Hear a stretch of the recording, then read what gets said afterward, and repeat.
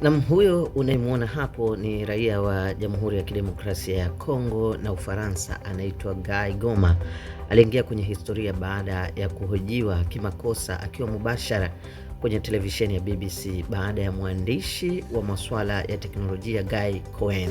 Well, Guy Cuny is the editor of the technology website News Wireless. Hello, good morning to you. Good morning. Mnamo tarehe 8 Mei mwaka 2006, mtangazaji Karin Bouwman alikuwa amepanga kufanya mahojiano na Cohen kuhusu mgogoro wa kisheria kati ya Apple Corps na Apple Computer.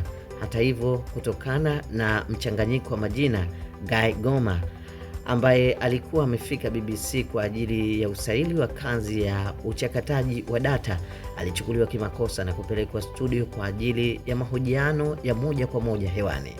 Licha ya mshangao wake, alijitahidi kujibu maswali aliyoulizwa, tukio ambalo baadaye lilisambaa sana duniani na kuwa moja ya makosa maarufu kuwahi kutokea kwenye kipindi cha mubashara.